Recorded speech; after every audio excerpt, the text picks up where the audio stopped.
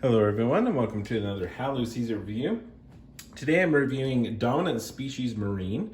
This is a game published by GMT Games and designed by Chad Jensen. This is also a game dedicated to Chad Jensen, who sadly passed away, I believe, before this actually came to print. So this game is an area control game with heavy action worker placement role to it, and it is fantastic. I'll just go ahead and say that first off.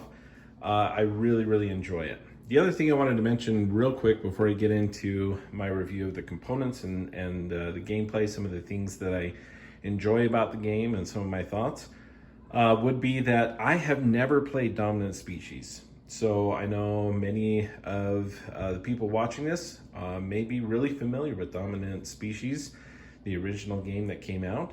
I have not played that one, so I won't be making any comparisons to the Dominant Species, the original. And this will be kind of a fresh review, a fresh take on Dominant Species Marine, because I don't have any preconceived bias or anything from the previous version that entitled just Dominant Species. So looking at Dominant Species Marine and its components, components are really great. Great box art. I love the cover artwork on this. Very cool.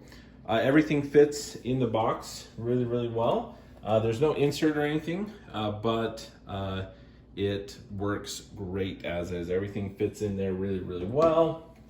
There is a lot of stuff. You can see this is a big board. Talk about this board first. It's double-sided. This is the original kind of setup, but on the other side, you can have more of a variable setup where this kind of middle section changes and is randomized.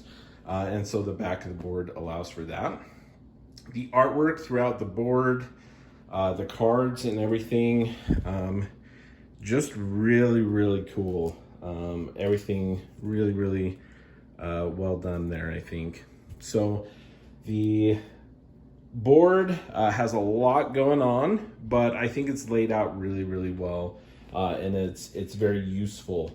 So here we have a turn order track, and then food chain, which breaks ties and things like that. Is right here for everybody to see, as well as kind of a round tracking mechanism. When people take their pawns back, it slides over. So the board and layout of everything is really great. The cards, card quality, really good as well. They're nice thick card stock here. There's no like linen finish on it or anything, but they're a nice thick card, shuffle well. But then again, these cards, there's not a lot of shuffling in this game. You're gonna basically, shuffle these trait cards, pick one, put it on your player board. You have some evolution cards that you'll shuffle and set up at the beginning of the game, but pretty much that's all the card shuffling there is. So I think the cards are gonna hold up really well over time. So yeah, card quality is great. The artwork, fantastic. The other components, so the player action, you have your basic action pawns in the player colors here, and just as is, they're wood, painted in the different colors, and they work really well. The white special action pawns in the game, these do have stickers on them. You do need to go ahead and sticker both sides of those for that. But they also include spares, which I appreciated. And there's also an extra white special action pawn cylinder as well. So that's really nice. The little cardboard chits you see a bunch out there. There's the bags that they put them in for randomizing them. The components are just really well done there. The last kind of main thing of the board, or the components, I mean, is the player mats. The player mats are really, really useful, actually. The biggest thing for the game play is you have a spot here for your trait card. And that's when I get into gameplay, I'll talk about the trait card for a little bit. But these elements up here, these 3 pre-printed elements are very, very important. And you have 3 open slots for additional ones. And so you have a spot to keep track of those. But look at this. This is the actions for the game. And it's all printed really, really well on these player aids, these player mats. So everyone has a reference of what the actions do. Yes, there's a lot of different things, but once you play through the game once, it starts to flow really, really easily. It's really not too complicated after you get a game or two under your belt. So, but I really appreciate this quick reference that everyone has in front of them. And then you have a little area to keep your remaining cubes as well. So really, really great. These are also double-sided. So I mentioned the board is double-sided with some variability set up that you could choose to play with. Same here, you could play on this side where you basically draw 3 random elements to start the game with there. So very, very nice components. Let's get to some of the gameplay and some of the elements that I enjoy about that. First of all, the action selection. The action selection of this is really, really cool. So there's, as you can see here, lots and lots of different actions that you can take. And what makes it interesting is the layout of everything is important, because if I take an action here, my next action, I can't take any of these actions above it or to the left. You know, this one isn't too bad. If I go here, I could take this speciations action using this element here, but I couldn't go to the left of it, or I couldn't choose any of the actions above it with the basic action pawn. So it's interesting because the most powerful actions are down here at the bottom, and sometimes it may be worth skipping a bunch of steps to take this domination action. And yes, on your next turn, you're likely, if you don't have another special action or a special action pawn, you're likely going to need to take this retrieve action and spend a turn basically doing nothing other than bringing back your pawns. But these actions are very, very powerful, especially these last 2. And so you may see yourself jumping down and taking those actions instead of trying to take a bunch of smaller actions up there. Really, really interesting element to the game. The other element is that these are all kind of randomized somewhat for each kind of, I'm going to call it a round, but basically a round consists, I don't know if you have a reseed event where you kind of reset all of this after everyone has done a retrieval action.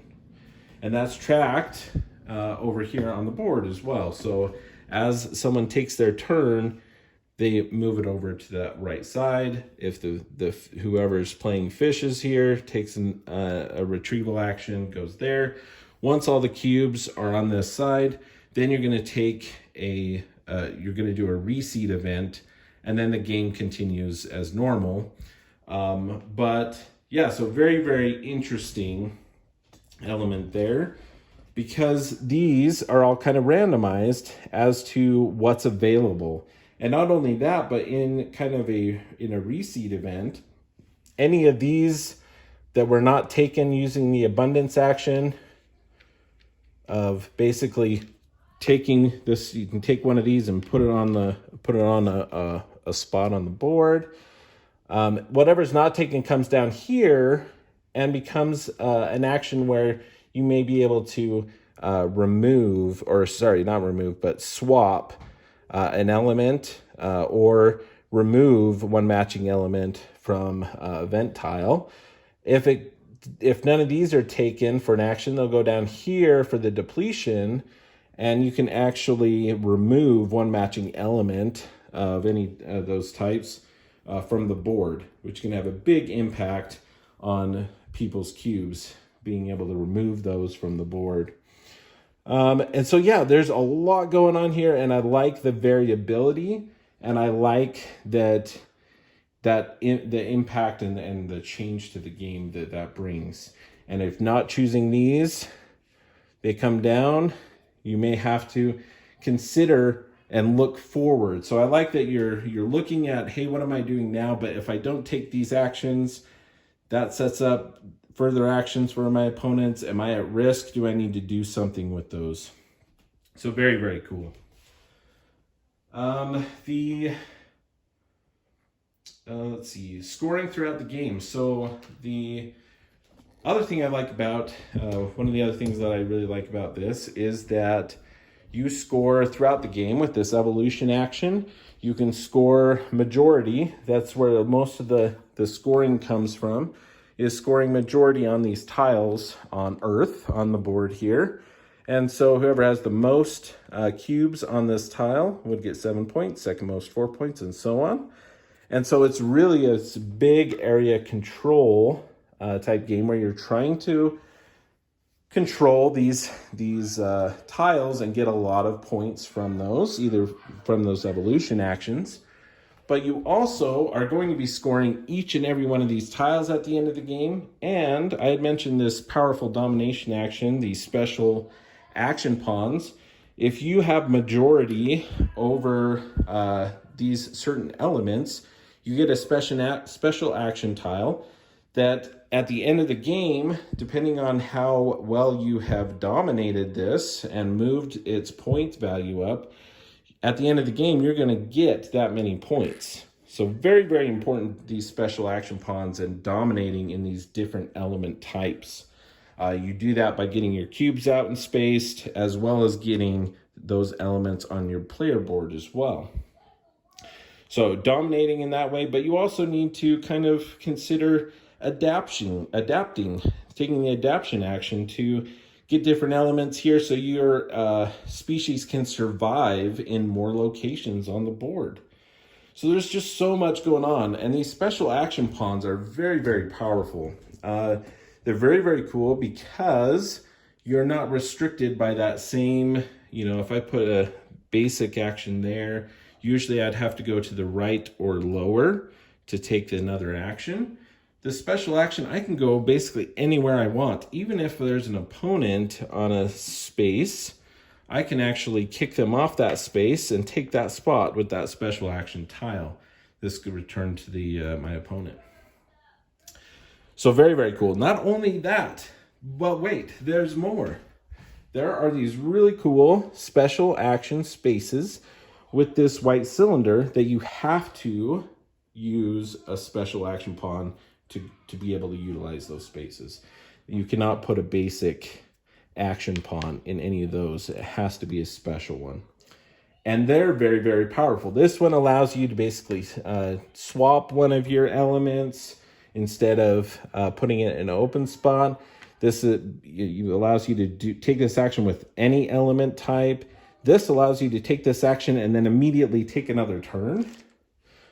This one, you can move as many cubes as you want, whereas these others are you moving 2 cubes, 3 cubes, 5 cubes around the board.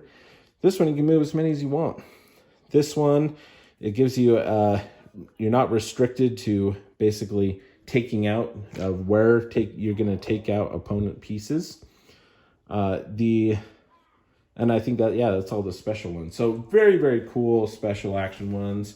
They're really, really well designed actions and how the whole board layout. It's great. I love it. I really like this evolution space as well. So this is the space where you can get points, score these different spaces. You can say, hey, I want to score a kelp tile. I have majority, and so I want to go and score that. You go here, you score the tile, and then you get an evolution card, which are very, very powerful. Or, so these are actually, when you pull these out, they're random, but there's a reference down here.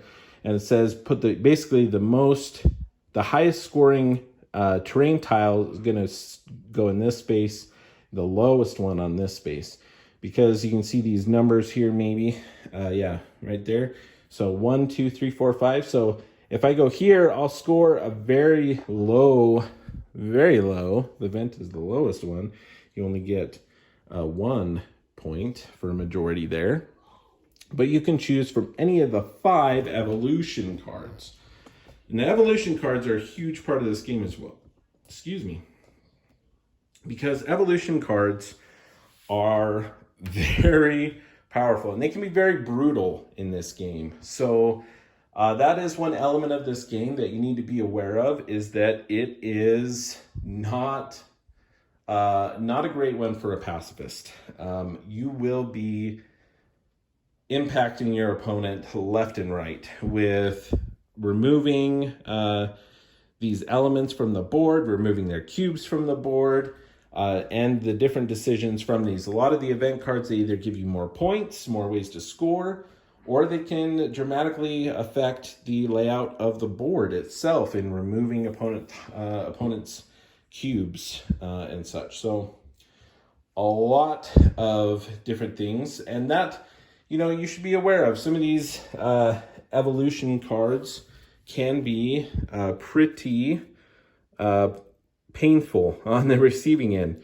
Return half of your eliminated species to your gene pool. That's actually pretty nice because of previously eliminated ones. They don't go into your supply right away. They're an elimination pool. There's only certain ways that you can get some of those back, and you're limited to 35 of these cubes. And one goes out on the board for the track, and it's interesting. The first half of the game, you're like, oh, get cubes out. And then at some point, you have like very few cubes in your gene pool itself, and you're trying to manage the cubes on the board as best as possible.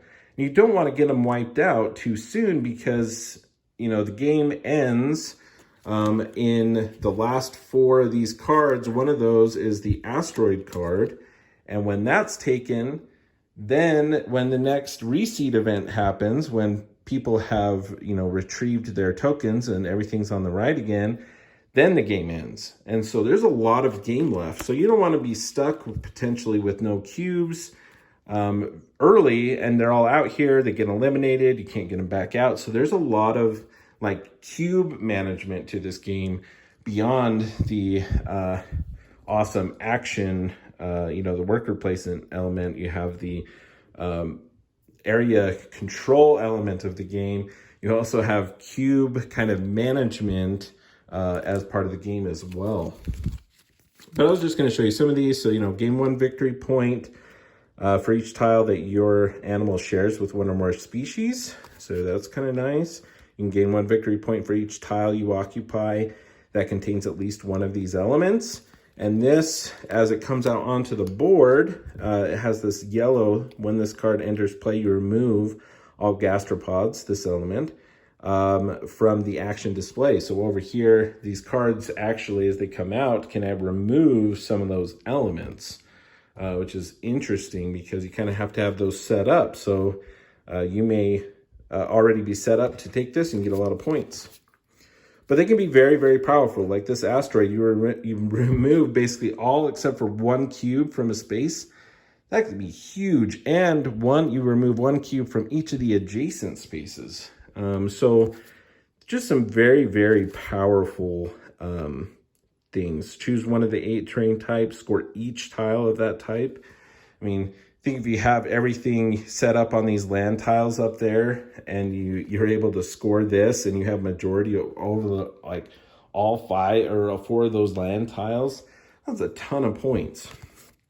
So you can get big points, and you can also remove a lot of pieces.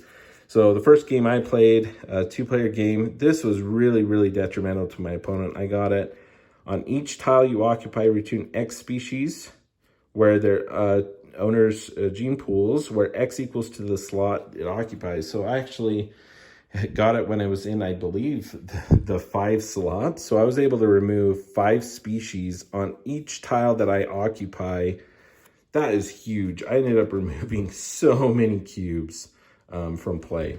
There's also these elements of, while this card is in play, so while it's out here, it actually halves basically all these tiles here when you do the evolution scoring and you choose a land tile. Instead of 8 points, now it's only 4 points for majority. So this is kind of interesting to have out there. And if you have a lot of majorities, you want to get rid of this. Number one, keep your majorities, and number two, to get rid of this card out of the display so that you can get more points for your majorities. So there's some really, really powerful evolution cards in the game that can make a really big difference. And these special action pawns, really, really key elements to being successful in a game. So, yeah, lots and lots of stuff going on. It is a long game, 2 to 4 players. It says 1 to 3 hours. I played this on Tabletop Simulator and just 2-player, the normal 2-player mode, and it took us quite a while. There was a lot of, to go through and teach the game, but then to actually play the game. But it did not feel like it was dragging on. So it's a long game, but it's a fun game. And if you like worker placement, area control, I think you really, really will enjoy this game. And at first, it may seem like there's a lot going on, and there is. But the actual gameplay and everything is pretty straightforward. You're going to take your action, you're going to place it, you're going to do that one action, move on. There's different ways you can score through the evolution, and the other things kind of help set you up for that. You're placing cubes on the board, you're moving cubes to different locations, you're trying to get your majorities, you're trying to get these special action pawns so that you can have more of these awesome special action pawns to play in the game. But if you still have them at the end of the game, you're also going to get points for those majorities. So there's a lot of strategic options and choices in this game. The food chain thing is kind of interesting. So there are some elements when you take the Wanderlust action and you place new tiles onto the board. Whoever is in the food chain order, you have people can move onto that tile. So the food chain order goes first. That's really not a huge benefit to going first, but because other people can then see what that person did, and then it actually is kind of nice to be last in that regard. But all ties are broken by food chain order. So if you have something like this, right, where you have ties right here, well, this is going to go, let's see if I can get both in the shot. There we go. So the fish, if you're playing a 2-player game here, you have the fish and the crustaceans, and you have any ties for scoring are going to go to the fish in this. So 2 to 2 tie, 1 to 1 tie, all of those ties are going to the fish. That can be very, very powerful. Then again, going first and having your first dibs at the action spaces can be very, very powerful too, right? If I can go ahead and skip ahead and get kind of the momentum going of getting these spaces and getting more special action pawns, that's really, really big too. So it's really, really interesting, the different kind of balancing mechanisms throughout this game. And I love it. I really do. I've only played it a few times, but it is really, really fun. And there's a lot to this game I think is really, really good.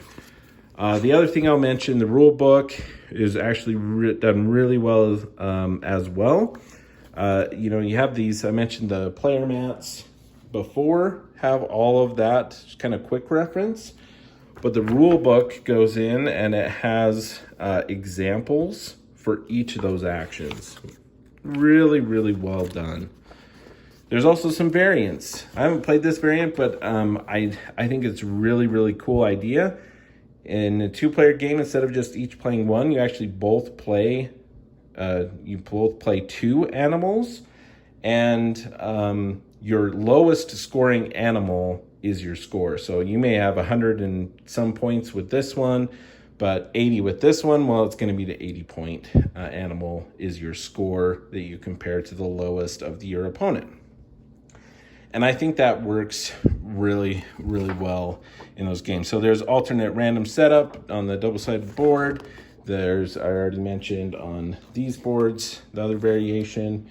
So I really like that they included those as well as different time lengths. So, you know, you can remove 10 cards in a normal game. If you want a longer game, remove only 5 cards, or you can play with all of the cards. Or if you want a shorter game, you remove, instead of 10 cards, remove 15 cards from the deck.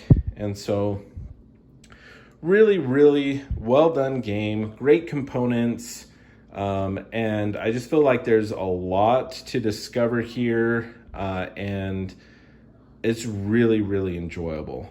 So it's going to take some time, especially that first time. It's going to probably take a little bit. And the game length, you'll just kind of have to gauge what works well and what you like, but it's variable. So if you want a shorter game, you can stick with the shorter games. If you like the longer games, you can play with the longer games. So all sorts of amazing things to discover here in Dominant Species Marine. Again, I've never played the original, but going into this, I've heard a lot of great things about Dominant Species. And personally for me, coming into this, while there was a lot going on, I watched a couple different how-to videos. It's not too complicated. It's really, it's understandable. There's a lot going on and a lot of different options, but it's really not that bad actually to pick up. So, don't let the game length kind of scare you away and think, oh man, this is just going to be a long, kind of confusing game. It's not. You're going to get sucked into it, and it's going to be enjoyable. And I think you're going to really, really enjoy Dominant Species, as I have. Love it. Can't say enough good things about it. And that is how Lou sees it.